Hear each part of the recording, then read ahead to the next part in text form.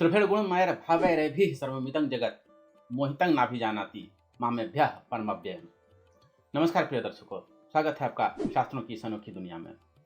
प्रिय दर्शकों, गीता के 7वें अध्याय के श्लोक में कहा गया है कि माया के 3 गुणों से मोहित हुए जो व्यक्ति होते हैं वह मेरे नित्य और अविनाशी स्वरूप को नहीं जान पाते। प्रिय दर्शकों, गीता में कई सारी ऐसी बातें हैं जो परत दर परत समझने की बातें हैं, जो एक गहन अध्ययन की मांग करती हैं। ऊपर की दृष्टि से कई बार देखने पे कई बार गीता के कई श्लोकों में विरोधाभास नजर आने लगते हैं।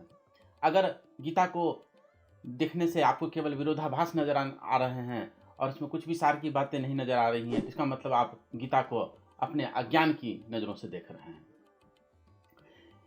इस वीडियो में हम गीता के कुछ 2-3 ऐसे प्रसंग लेकर के आपके सामने आए हैं जो ऊपर से देखने में ऐसा लगता है कि इस पूरे प्रसंग, इन दोनों प्रसंग में जो है विरोधाभास है, लेकिन वस्तुतः वहाँ पे विरोधाभास है नहीं।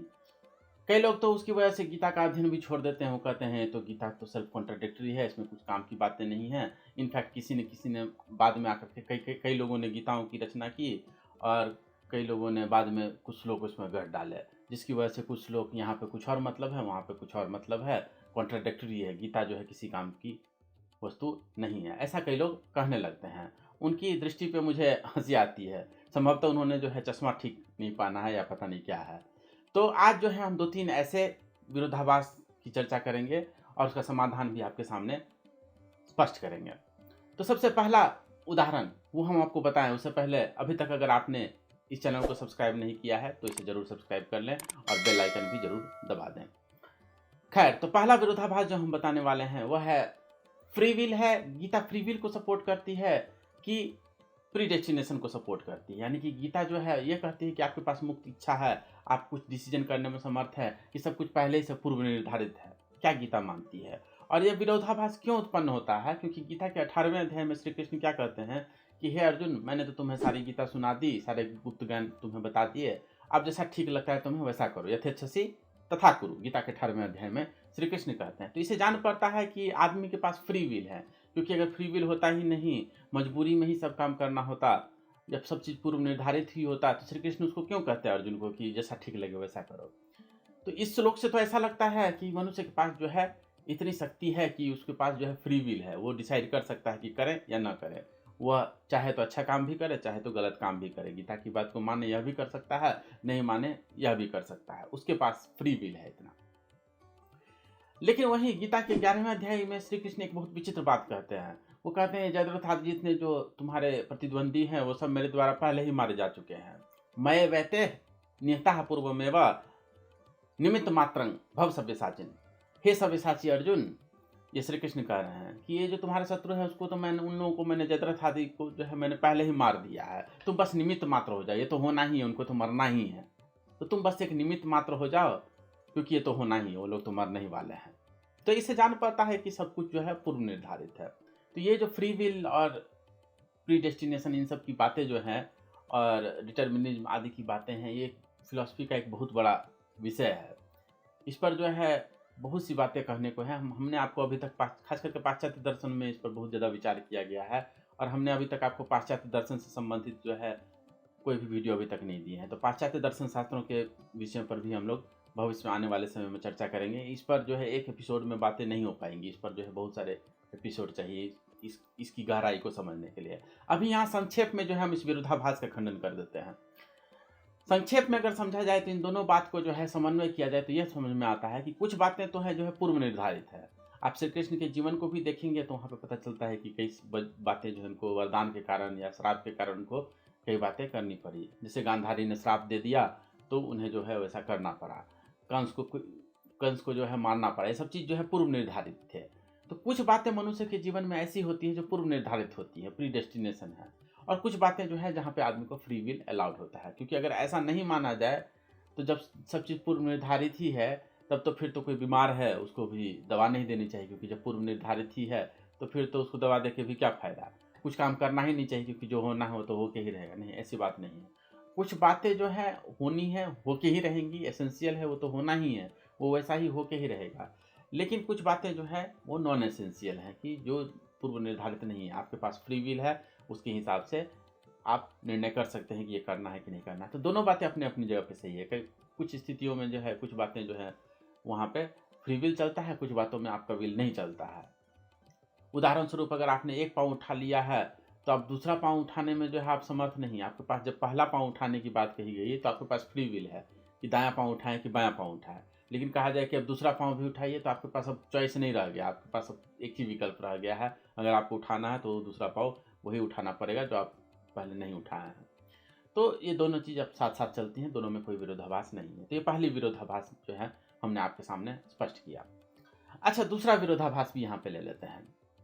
गीता के 3रे अध्याय में ऐसा कहते हैं भगवान कि आप जो है अनासक्त होकर कर्म कीजिए, आसक्ति नहीं चाहिए, एकदम निष्काम भाव से कर्म कीजिए। तस्मात् सत्तः सत्संग कार्यं कर्म समाचरा, अर्थात जो कार्य कर्म है, जो करने योग्य कर्म है, वो आप असक्त भाव से कीजिए। लेकिन वहीं 7वें अध्याय में भगवान श्री कृष्ण कहते हैं कि नहीं जी, आसक्त भाव से, अनासक्त भाव से ही कर्म करने वाला नहीं, बल्कि जो है कामी व्यक्ति भी जो है कामनाओं के वशीभूत होकर के अथवा किसी अर्थ की सिद्धि के लिए जो मेरे पास आता है वह भी मेरा भक्ति है। मेरे 4 प्रकार के भक्त हैं। कौन कौन? चतुर्विधा भजन्ते मांग जना सुकृतिनो अर्जुना, आर्तो जिज्ञासुर अर्थार्थी ज्ञानी च भरतर सभा। तो ज्ञानी तो वो चलिए है ही जो अनासक्त भाव से मुझे स्वतः प्रेम के कारण जो है मुझे प्रेम करता है, वह तो मेरा भक्त है ही। लेकिन जो कोई अर्थ लेकर के आया है वह भी मेरा भक्त है, ऐसा भगवान श्री कृष्ण 7वें अध्याय में कहते हैं। तो इससे कई बार विरोध जान पड़ता है कि गीता जो है अनासक्त होने की बात कह रही है, निष्काम भाव की बात कह रही है कि कामनाओं के वशीभूत हो जाने को कह रही है। दोनों बातें आ गई गीता में, निष्काम भाव की भी प्रशंसा आ गई और सकाम भाव की भी बात आ गई। तो क्या कहती है गीता? तो गीता में विरोधाभास है, ऐसा कई लोग कहते हैं। नहीं, ऐसा इसमें विरोधाभास मानने की आवश्यकता नहीं है। क्यों नहीं है? क्योंकि अनेक मार्ग होते हैं और हर मार्ग जो है अपने अपने जगह पे सही होता है। निष्काम भाव से जो भक्त सुखदेव आदि जैसे लोग होते हैं, ऐसे भी भक्त हुए हैं भगवान के, वह भी जो है सदगति को ही उपलब्ध होते हैं। और सकाम भाव से भी भगवान के पास कई बार लोग आए हैं।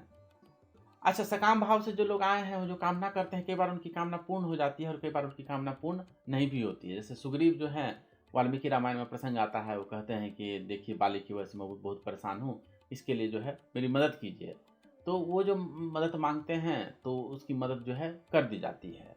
लेकिन वहीं रामायण में यह भी कथा आती है कि नारद जी जाते हैं और बोलते हैं कि मेरा मुंह जो है हरि जैसा बना दीजिए, तो उसकी मांग जो है पूरी नहीं की जाती है, उनका मुंह जो है वानर जैसा बना दिया जाता है।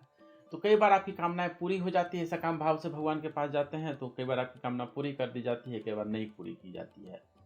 लेकिन जो भी हो वह भी एक मार्ग है और उन भक्तों की भी सदगति ही कही गई है। कहीं पे नहीं कहा गया है कि सुग्रीव दुर्गति को उपलब्ध हो गया अथवा नारद जी दुर्गति को उपलब्ध हो गया, ऐसी बात हमारे शास्त्रों में कहीं नहीं कही गई है। इसलिए दोनों मार्ग अपने अपने जगह पे सही हैं। जिस मार्ग से भी आपको भगवान की तरफ बढ़ना है बढ़ सकते हैं, बस भगवान की तरफ बढ़ते जाइए, सही दिशा में बढ़ते जाइए, उतना पर्याप्त है। तो यह जो है दूसरा विरोधाभास हमने आपके सामने स्पष्ट किया। अच्छा, इसी तरह से एक तीसरा विरोधाभास भी हम लेते हैं और इस वक्तव्य को हम विराम देते हैं। तीसरा विरोधाभास यह कहा जाता है कि गीता के तो 2रे अध्याय में तो श्री कृष्ण कहते हैं कि कर्म फल में जो है आसक्ति नहीं होनी चाहिए, कर्मण्येवाधिकारस्ते, जो ये जो प्रसिद्ध श्लोक है आपने सुना ही होगा। लेकिन आगे 6ठे अध्याय में ऐसा जान पड़ता है कि भगवान श्री कृष्ण जो है संन्यास को बहुत महत्व दे रहे हैं। न ही असन्यस्त संकल्पो योगी भवति कश्चन, ऐसा कहा गया है। तो कर्म करना चाहिए कि कर्म से भाग करके संन्यास ले लेना चाहिए, दोनों बातें स्पष्ट नहीं हो पाती है। गीता कर्म करने पर ज़्यादा जोर दे रही है कि कर्म छोड़ छाड़ के भाग जाने पर ज़्यादा जोर दे रही है। ऊपर ऊपर से जो है कर्म में और संन्यास में जो है विरोध सा जान पड़ता है।